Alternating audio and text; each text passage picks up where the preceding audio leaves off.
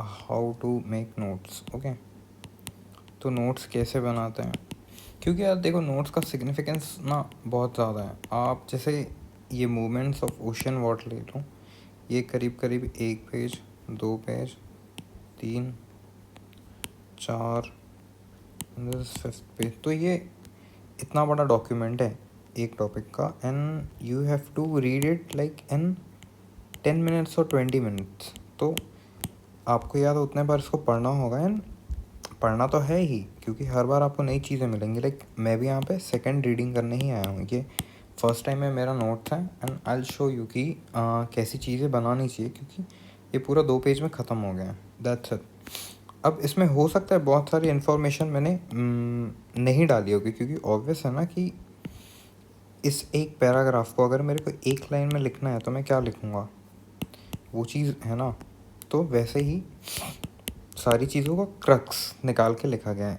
तो first reading is this thing you have to do, this is the first reading, ठीक है। But ये इतना शॉर्ट हो गया है पहले रीडिंग में, क्योंकि मैं करते आ रहा हूँ तो मेरे को पता है क्या चीज़ें डालनी है। बट जब आप फर्स्ट रीडिंग करेंगे तो ऐसा कुछ प्रिपेयर करेंगे, I will give you a guide.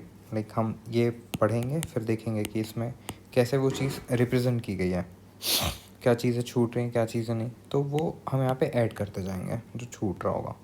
Okay, सो शुरू करते हैं, पढ़ते हैं, शुरू करते हैं। ये है NCERT chapter 14, movement of ocean water. Okay,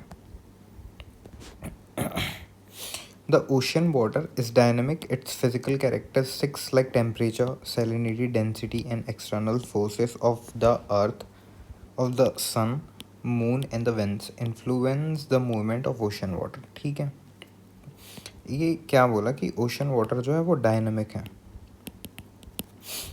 ये इन्फ्लुएंस होता है किससे, सैलिनिटी से, डेंसिटी से, एक्सटर्नल फोर्सेस लाइक सन, मून, विंड्स, ओशन वाटर का मूवमेंट जैसे ओशन करंट, ये सारी चीज़ों के बारे में बता रहा है। तो ओवरऑल इट इज़ सेइंग कि इट इज़ डायनामिक। तो हमने यहाँ पे लिख दिया एक वर्ड पे, earth ocean water is equal to dynamic. Okay, अब आगे बढ़ते हैं। एक सेकेंड,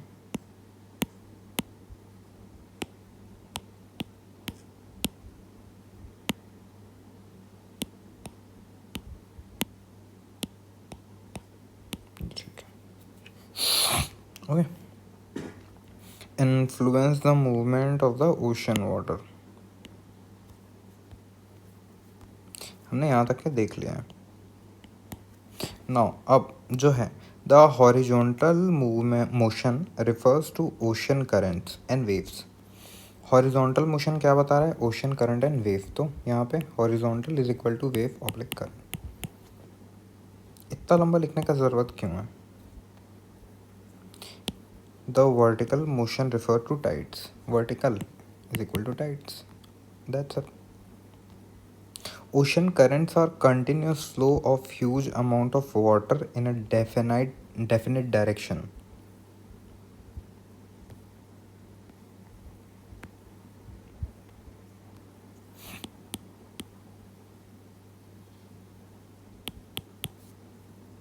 Okay.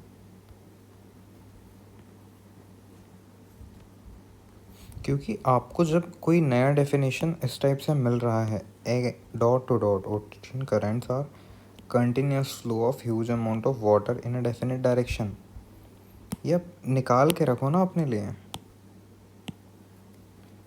ये सब लिखना है आपको, ये सब रट लो। कितना टाइम लगेगा ये सब रटने में।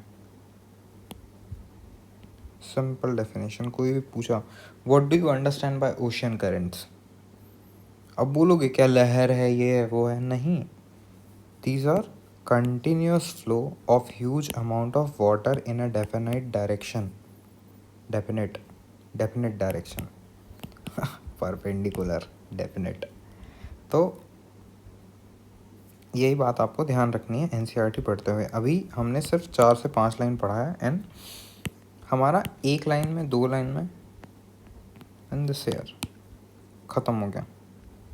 इतना सब लिखना है क्या, नहीं, आगे देखते हैं।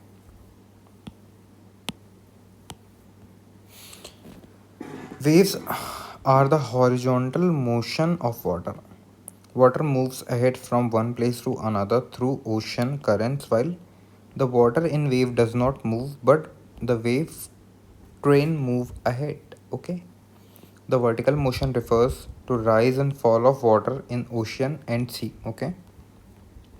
Due to attraction of sun and the moon, the ocean water is raised up and falls down twice a day.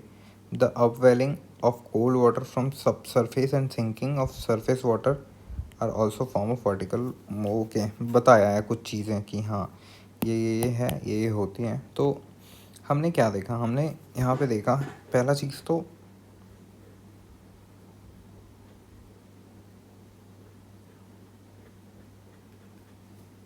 Okay सी यहाँ पे एक चीज़ लिखी हुई है जो मैंने मेंशन नहीं की क्या, water moves ahead from one place to another through ocean currents, है ना, while water in the wave does not move but wave train moves ahead. तो ये चीज़ मेरे को ऐसे पता है कि क्योंकि आगे मैंने मेंशन किया होगा कि एक गायर बनाता है करंट्स का, बट ओके तो जब आप सेकेंड रीडिंग कर रहे हैं और आपको जैसे ये चीज़ें दिखें तो यहाँ पे ऐड कर दो, यही तो होता है ना रिवीजन। तो आप ये भी देखो कि रिवाइज कैसे करनी है चीज़ें, फिर पता चल रहा है रिवाइज कैसे करते हैं, यहाँ फंस गए। तो दिस इज़ द वे। हम क्या ऐड कर रहे थे,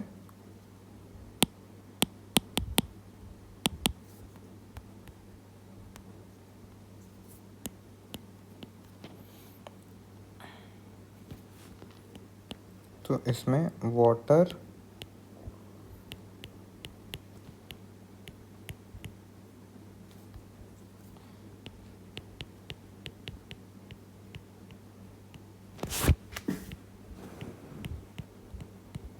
ओके तो वाटर जो है वो मूव नहीं करता है, एनर्जी का फ्लो है वो होता है। तो ये देखो ये एक छोटा सा पॉइंट और यहाँ पे ऐड हो गया। सो आगे बढ़ते हैं, वेव्स के बारे में देखेंगे, है ना। तो वेव्स क्या है, कैसे काम करती है चीज़। Waves are actually the energy not the water.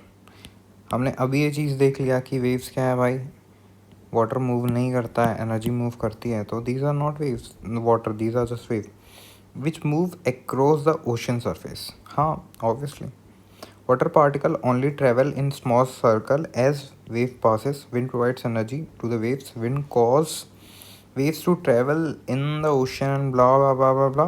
पूरी चीज़ें इस डायग्राम पे दी हुई हैं। कैसे भैया, तो देखो पढ़ लो।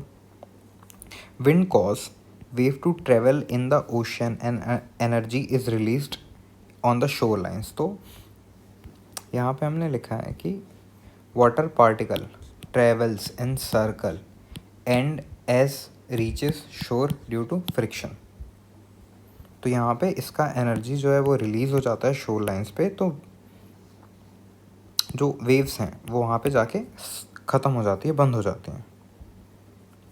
यहाँ पे as a wave approaches the beach it slows down due to this friction occurring between the dynamic water and the sea floor, and when the depth of water is less than half of the wavelength of the wave break down। तो ये एक fact है जो मैंने जानबूझ के छोड़ा, क्योंकि यार आप कितना डेटा कलेक्ट करोगे, लाइक यू कैन कलेक्ट, मेरे को थोड़ा सा लगा कि हाँ उतना इम्पोर्टेंट नहीं है, बट या after reading second time I am feeling like कि okay you can write it, कोई दिक्कत नहीं है। when the depth of water is less than half the wavelength of the wave breaks। ठीक, the largest waves are found in open ocean। okay, the wave continue to grow larger as they move and absorb energy from the wind। ये fact मेरे को पता है तो मैंने add नहीं किया है, बट देखो ज़्यादा विंड ज़्यादा वेव, ये सिम्बॉलिक यहाँ पे लिखा हुआ है। Most of the wave are caused by wind driving against the water. यार देखो क्या ही लिखा है कि हवा चल रही है, नीचे पानी है, तो ये लोग एक दूसरे को ड्रैग कर रहे हैं, यही तो बोल रहा है। तो यही तो वेव होता है ना एक्चुअल में, पता तो है ना अपने को, है ना। तो When a breeze of 2 knots or less blow over the calm water, small ripples form and grow as the wind speed increases until white cap appear in the breaking wave. Waves may travel thousands of kilometers before rolling ashore, breaking and dissolving as surf. ठीक है, फिर wave का size और shape जो है उसका origin reveal कर देता है। तो हाँ, यहाँ पे कहीं पे तो मैंने मेंशन किया है।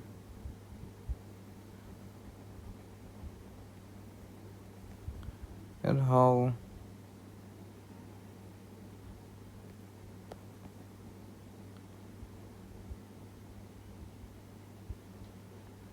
नहीं ना ओके, किसी और चैप्टर में होगा, बट यहाँ आई हैव मेंशनड इट। मेरे को याद है कि मैंने ऐसे हेमिस्फेयर का डायग्राम बना के ऊपर में राइट एंड नीचे में लेफ्ट लिखा था, तो वो ओके। यहाँ पे है ना, wave travel because wind pushes the water body in its course while gravity pulls the crest the wave downward. यहीं पे लिख दिया है सब चीज़ की, विंड है, वेव ट्रैवल कर रहा है इसके कारण। फिर ये डायग्राम की ए के ऐसे करके ये फिर ऐसे गायर में घूम रहे हैं ये लोग। Downward pull by the gravity, तो ग्रेविटी नीचे खींच रही है और हवा उसको ऐसे उठाने की कोशिश कर रहे हैं। तो ऐसे करके वाटर यहीं पे मूव कर रहा है, बट जो वो है क्या, हवा हवा ऐसे ऐसे जा रहा है और पानी यहीं पे मूव कर रहा है, समझे। तो बेसिकली ये जो है ये वेव बनाता है आपका। नो, आगे बढ़ते हैं। तो फिर ये बेसिक से जो है दिए हुए हैं कि क्रेस्ट एंड ट्रफ क्या है, क्रेस्ट एंड ट्रफ के बारे में, पीरियड, एम्पलीट्यूड, वेवलेंथ, फ्रीक्वेंसी। अब यार देखो, तुमको बहुत इजी लग सकता है, तुमको एकदम याद होगा, तुमने इंजीनियरिंग किया हुआ है और फिज़िक्स पढ़ा है बहुत ज़्यादा, नीट वीट के स्टूडेंट हो, तो you can skip this, but लिख लो ना, रिविजन के टाइम पे बहुत हैंडी हो जाएगा कि ढूंढना नहीं पड़ेगा, सोचना नहीं पड़ेगा। पढ़ते टाइम पढ़ के निकल गया एक लाइन कि ठीक है ये टर्मिनोलॉजीज है, और यहीं से फिर क्वेश्चन दे देता है ना, दिक्कत ये है। नहीं देता तो उतना इम्पोर्टेंट नहीं होता। फिर टाइड के बारे में, तो टाइड देखो, चलो टाइड भी देख लेते हैं, फिर करंट बचेगा ना। ठीक है, चलो देख लेते हैं, पूरा ही देख लेते हैं। मैं सोच रहा था कि यहाँ पे वेव्स बस बता के तुम लोग को नोट्स ऐसे दिखा दूंगा, but okay, I will try to do it fast. Let's see कितना टाइम लेता है। देखो यार, टाइड जो है, टाइड मेरा थोड़ा क्लियर टॉपिक है, मेरे को सारी चीज़ें बहुत अच्छे से पता है टाइड्स के बारे में। दैट्स वाई मैंने यहाँ पे नोट्स बहुत शॉर्ट पे बना दिए हैं। बहुत सारी इन्फॉर्मेशन हो सकता है कि आपको लगे कि यार ये तो पता नहीं था, तो वो चीज़ें हैं। एंड देन फिर करंट, ये पूरा होलिस्टिकली कवर्ड है, क्योंकि ये पूछता है ना बार बार, अगेन एंड अगेन रिपीटेटिव है। करंट से आ ही जाते हैं क्वेश्चन, इवन टाइट से भी बहुत क्वेश्चन आ जाते हैं यार। टाइट्स की बात करें हम तो आया हुआ है क्वेश्चन, मैं दिखाऊंगा कभी और, अभी यहाँ पे फोकस करते हैं। The periodical rise and fall of sea level once or twice a day, mainly due to attraction of the sun and the moon, is called a tide. समझ आ गया। पीरियोडिकल राइज एंड फॉल मतलब periodical rise and fall of ocean water level as it is, यहाँ पे चेप दिया है notes बनाने में। नाउ सी, अभी देखो ये जो पूरा पिछला कितना पेज था, ये जो है दीज गाइस एंड दीज गाय, ये आपके इतने में आ गए। दो ये जो है ये मैजिक है, ये मैजिक आपको अपने हाथ पे लाना है कि भैया इतना छोटा कर सकता हूँ मैं, और फिर इसको इतने बार रिवाइज करो कि ऐसे 4 लाइन लिखो, विंड वेव्स लिखो और ये पूरा थ्योरी याद आ जाए। तो that will be your like, अगर फिर अब एक नया बनाना है मान लो, तो वो बनेगा ऐसे, पहले लिखोगे आप waves, sorry ocean water movement, फिर इसमें लिखोगे वेव, उसमें लिखोगे टाइड, उसमें लिखोगे ओशन करंट, है ना, दैट्स इट। फिर इसके अंदर आपको सब चीज़ें याद आ जाएगी अगर और सब टॉपिक करना है। तो वेव्स के बारे में हमने क्या पढ़ा अभी, क्या है, एनर्जी मूव करता है, वाटर नहीं करता, और क्या चीज़ देखा है आपने?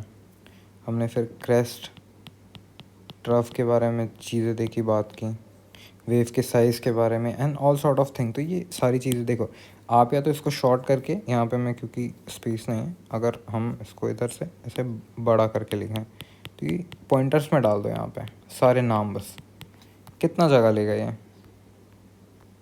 इतने में आपका वेव आ जाएगा, इतने में आपका टाइड आ जाएगा, इतने में आपका करंट्स आ जाएंगे। फिर ये हो गया एक पेज में आपका चैप्टर तैयार। तो ऐसी चीज़ें की जाती हैं। अगर आप कर रहे हैं तो वेल एंड गुड। जो नए हैं जिनको नहीं पता, मैं उनके बारे में ज़्यादा, उनके लिए ज़्यादा फोकस कर रहा हूँ अभी फ़िलहाल। तो गाइस ऐसे बनानी है चीज़ें, बहुत हेल्प करेगा यार। ये जब प्रीलिम्स आएगा ना इतना हेल्प करेगा तुमको, मतलब you will be amazed to सी।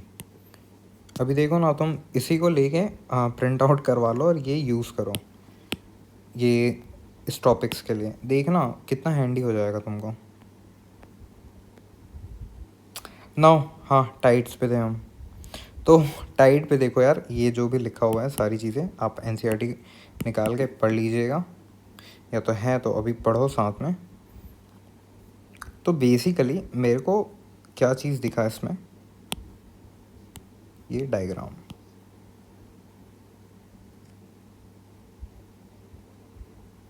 ये डायग्राम सन के बारे में, सॉरी टाइड्स के बारे में सारी चीज़ें बता रहा है। ये बता रहा है कि जो मून है उसके ग्रेविटेशनल फोर्स के कारण इधर पे कुछ तो भी क्रेज़ी हो रहा है, बन रहा है ये, और इधर ये बाहर आ रहा है। कौन? ये पानी है, ये आपका जल है, ठीक है। तो ये बाहर खिंचा रहा है पानी, क्यों? क्योंकि ग्रेविटी, किसका ग्रेविटी? मून एंड सन का। ओके,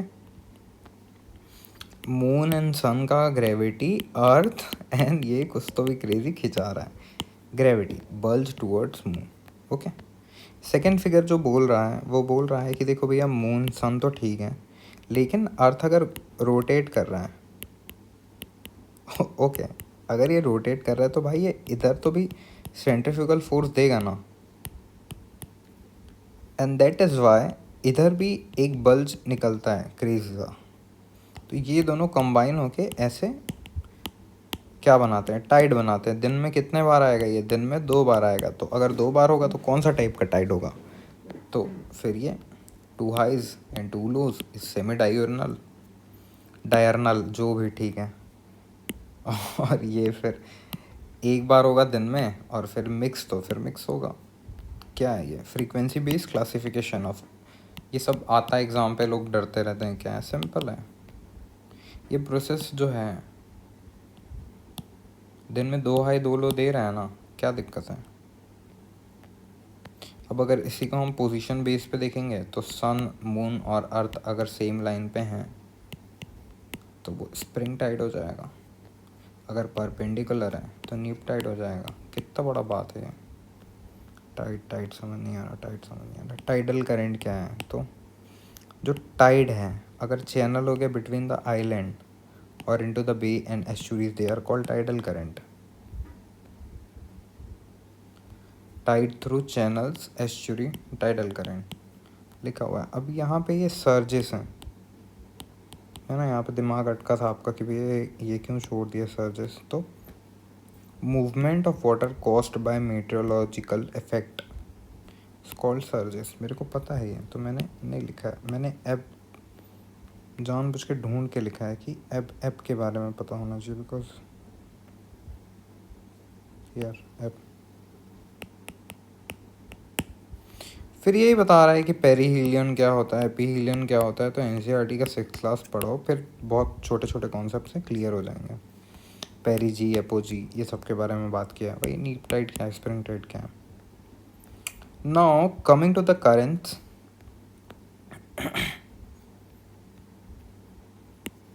फिर से भाई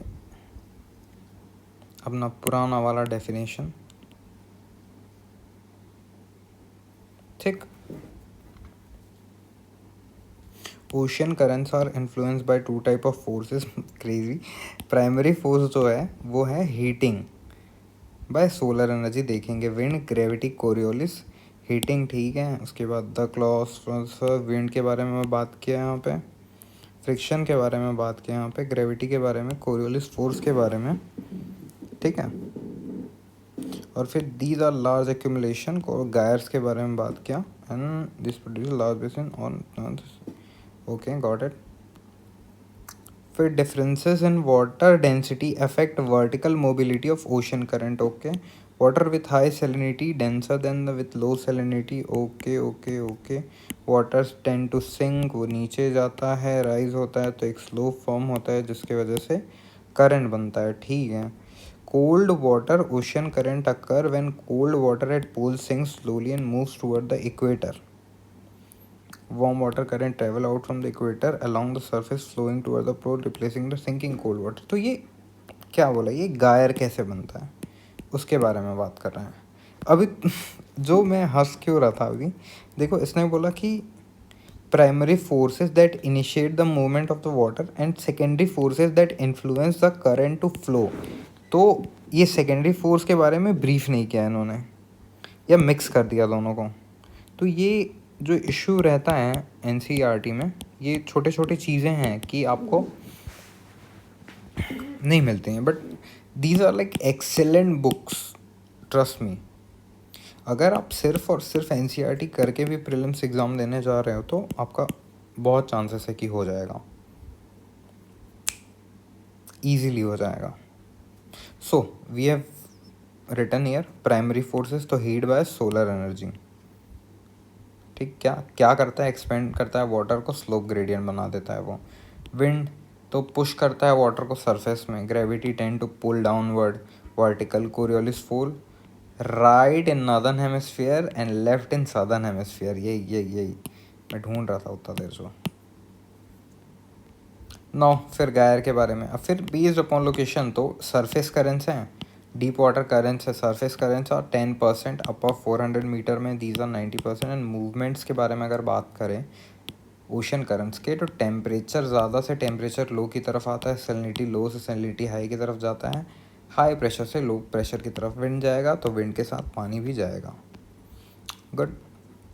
फिर based upon temperature cold current क्या है, तो ये पहले तो कोल्ड वाटर को वार्म एरियाज़ में ले जाते हैं, वेस्ट कोस्ट में, किसी भी लैटिट्यूड में नहीं, मिड लैटिट्यूड्स में, वेस्ट कोस्ट में जो है दोनों हेमिस्फीयर के, क्या मिलेगा आपको, कोल्ड करंट, ओके।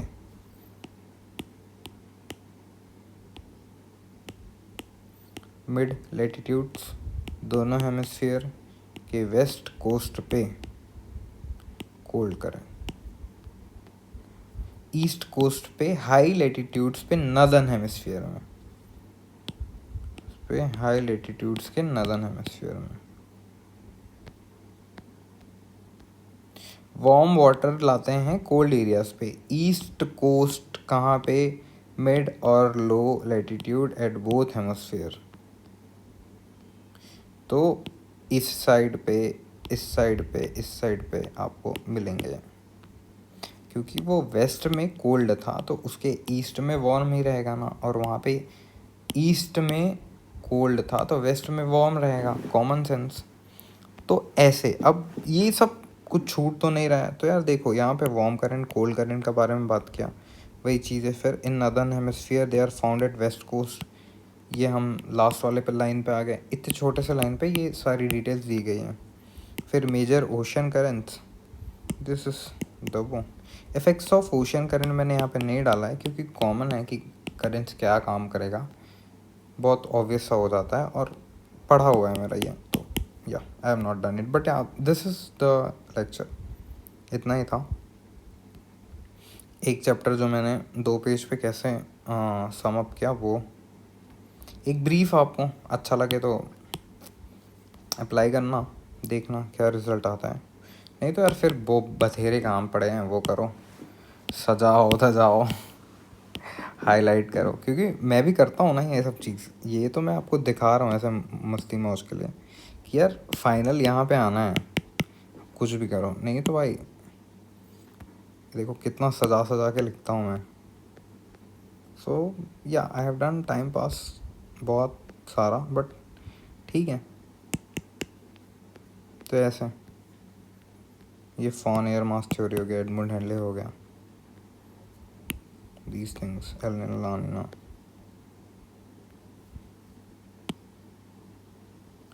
है ना, अभी तो आपके लिए ये भी आने वाला है, ये चीज़ें जैसे ये है साइज, तो रिवर्स याद करेंगे हम मिलके, बहुत सारी चीज़ें हैं, तो या will do all those things.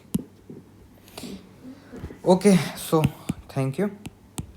Video अच्छा लगे तो शेयर करना, लाइक करना, दोस्तों को भी दिखाओ और बताओ कि यार स्थितप्रज्ञ इनसाइट्स आ चुका है। तो ऐसे जो छोटे छोटे प्रॉब्लम्स है कि नोट्स नहीं बन रहे, ये वो नहीं हो रहा है, हम सब सॉल्व करेंगे आपके लिए। Okay, see you.